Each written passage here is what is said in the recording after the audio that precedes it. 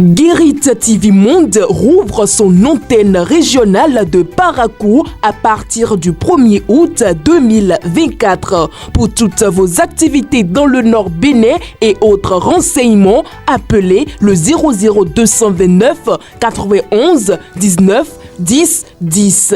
Guérit TV Monde, le leader des web TV.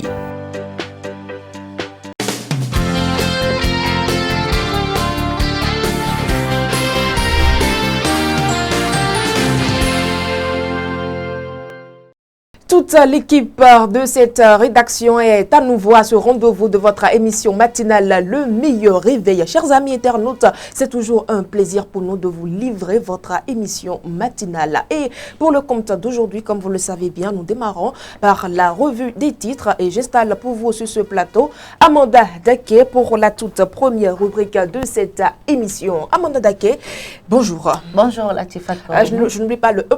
Amanda, espérant Esmeralda, autant pour moi. Daké, alors avec vous, nous allons prendre connaissance de toute l'actualité de ce matin.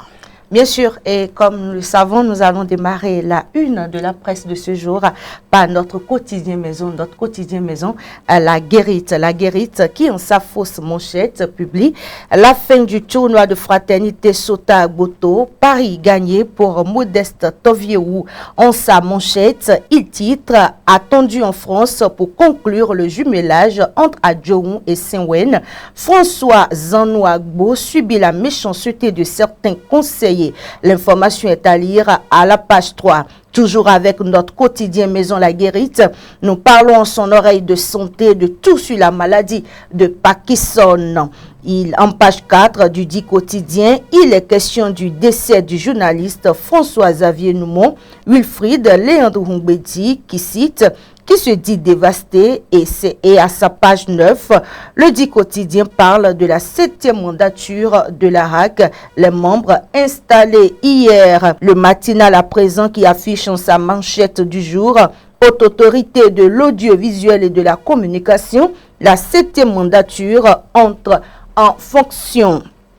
Le journal public La Nation titre à son tour « Élaboration du budget de l'État 2025 » focus sur l'achèvement des projets du PAG. Nous poursuivons la une du jour avec le quotidien Dabarou. Dabarou qui en sa manchette placade « Décès en cascade des professionnels des médias au Bénin ». De la misère à la mort, le 4e pouvoir subit une hécatombe. Avec fraternité, nous lisons en manchette RAC, 7e mandature, l'ère locaux s'ouvre. Matin libre, quant à lui, placade, leçon de camp Biden à la mouvance présidentielle du Bénin. Le devoir de dire non à talent. Du côté de l'économiste, nous lisons marché commun, infrastructure et santé. Le Bénin et l'UMOA célèbre 30 ans d'intégration économique. Enfin, le quotidien Le Coopérant qui placade Édouard, le nouveau président de la haute autorité de l'audiovisuel et de la communication à sa prise de service, hier d'ici. Ensemble avec vous, nous allons remettre l'église au milieu du village. Mais avant de nous séparer, nous allons revisiter les titres de notre quotidien maison La Guérite, qui en sa fausse manchette publie fin du tournoi de fraternité Sota Agboto, Paris gagné par Modeste Tovieou. En sa manchette, il titre « Attendu en France pour conclure le jumelage entre Adjoun et Saint-Ouen, François Zanouagbo subit la méchanceté de certains conseillers. » Information à lire à la page 3. Toujours avec ce quotidien maison La Guérite, nous parlons en son oreille de santé et de tout sur la maladie de Parkinson. En page 4 du dit quotidien, il est question du décès du journaliste François-Xavier Noumon.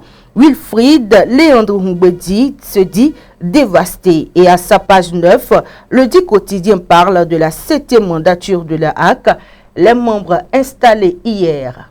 Merci à vous, Amanda Daké. Nous mettons à présent les deux pieds joints dans la deuxième rubrique de cette émission. Dans la présentation de l'actualité de ce matin, Bac 2024, le directeur de l'Office du baccalauréat adresse un message aux candidats classés en situation de cas réservé. Bien sûr, Latifat Kouenou, les candidats déclarés admissibles à l'examen du baccalauréat et précédemment aptes à subir les épreuves d'éducation physique et sportive pour diverses raisons ne peuvent plus subir ces épreuves et sont invités à une démarche au secrétariat de l'Office du bac.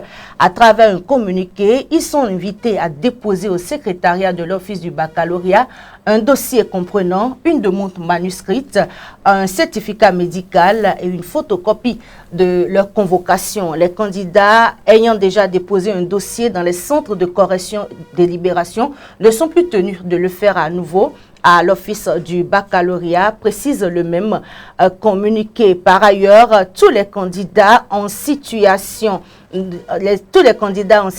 de cas réservé sont invités à se présenter au Collège d'enseignement général Sainte-Rita le vendredi 2 août 2024 à 8 h pour la suite des compositions. Autre actualité, comme l'ont relayé plusieurs quotidiens, nouvelle mandature de la HAC, Édouard Locaux et ses pairs ont été installés hier. Eh bien, c'est vrai, la HAC a changé de tête. Les membres de la nouvelle mandature de la Haute Autorité de l'Audiovisuel et de la Communication ont été officiellement installés ce lundi 22 juillet 2024. Au cours donc de la passation de charge, Rémi Prosper Moretti, président sortant, a souligné les grands chantiers qui attendent la nouvelle équipe de l'institution et de régulation des médias. Le nouveau président de la HAC reconnaît pleinement la portée de la mission qui l'attend ainsi que les défis à relever. Il s'engage donc à les aborder de façon déterminée avec la contribution de tous afin de restaurer la réputation de cette profession qu'est le journalisme. D'une installation à une autre, Maître Jacques Migan a été installé également dans ses fonctions. Nommé il y a 6 semaines en Conseil des ministres, le haut commissaire à la prévention de la corruption, Jacques Migan, a prêté serment lundi 22 juillet 2024. C'était à la présidence de la République devant le chef de l'État, Patrice Talon, qui a reçu le serment et a renvoyé l'ancien bâtonnier Jacques Migan à ses nouvelles fonctions. Tout en le félicitant bien sûr pour sa nomination, le président Patrice Talon, qui reconnaît que c'est une tâche compliquée et difficile qui lui a confié, a souhaité bonne inspiration et du courage et bien sûr bon vent à l'ancien bâtonnier Jacques Migan dans l'exercice de ses nouvelles fonctions de haut commissaire à la prévention de la corruption au Bénin. Peut-on lire donc sur le site Africa Dev News. Dans l'interactualité en Ouganda, 3 députés d'opposition ont été arrêtés avant des manifestations contre la corruption. Bien sûr, Latifat Kouenou, les 3 députés arrêtés font partie de la plateforme d'unité nationale dont les locaux de la banlieue de la capitale, Kampala, ont été plus tôt dans la journée assiégés par des policiers et des militaires lourdement armés, a déclaré à l'AFP Bobby Wine, principal opposant en Ouganda. Un porte-parole de la police a lui déclaré que ce déploiement avait été décidé pour des raisons de sécurité. Il y avait des renseignements très crédibles selon lesquels une foule importante aurait été mobilisée pour assister à la conférence de presse prévue le lundi 22 juillet par l'opposant, a poursuivi le porte-parole. La manifestation donc contre la corruption de ce mardi 23 juillet vers le Parlement, interdit par la police, est toujours maintenue par les organisateurs. Merci à vous, Amanda Daké. C'est tout pour vous pour cette journée. On se retrouve demain dans la même rubrique.